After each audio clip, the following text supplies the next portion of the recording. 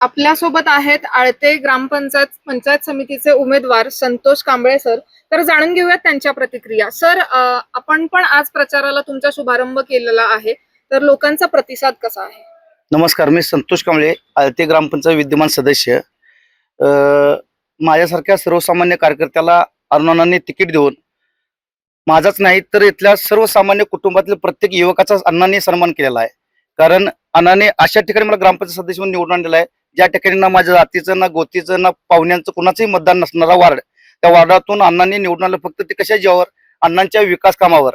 मी अण्णांच्या दादांच्या बरोबर 3 वर्ष झालं विद्यमान ग्रामपंचायत सदस्य आहे. ह्या 3 वर्षामध्ये दादांनी 15 कोटीची कामं विकास कामे आळते गावामध्ये आणलेल्या आहेत.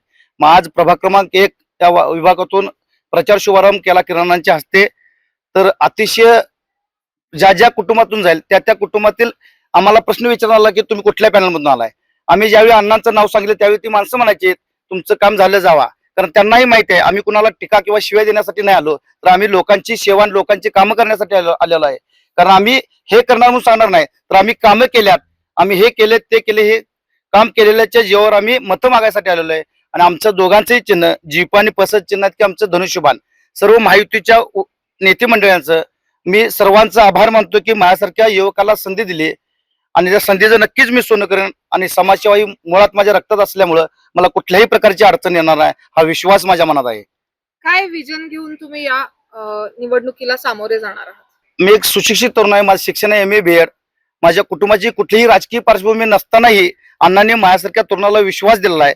तर ह्या विश्वासाला सार्थ ठरवून मी प्रत्येक कुटुंबातील शेवटच्या घटकातील कुटुंबाचा विकास आणि त्यांची सेवा आणि त्यांची समस्या सोडवण्याचं काम करेन, हेच मी माझं धोरण असेल. तुमच्या मतदारसंघातल्या मतदारांना काय आवाहन करा? माझ्या सर्व माता भगिनी असतील, थोरापासून पोरापर्यंत सर्वांना एकच विनंती असणार आहे की अभिनय तो कभी नाही. आपला सचिन तेंडुलकरचं एकदा शतक हुकलं तर तो परत करू शकतोय. तर मतदान असा विषय आहे की एकदा निर्णय चुकला तर 5 वर्ष पश्चात्तापाशिवाय वेळ येणार नाही. कारण काम करणाऱ्या माणसाशी पाठीशी राहावा, जेणेकरून त्याही माणसाचं खच्चीकरण होणार नाही. आणि मला विश्वास आहे या भागातील लोक अरुणाच्यावर विश्वास प्रचंड आहे.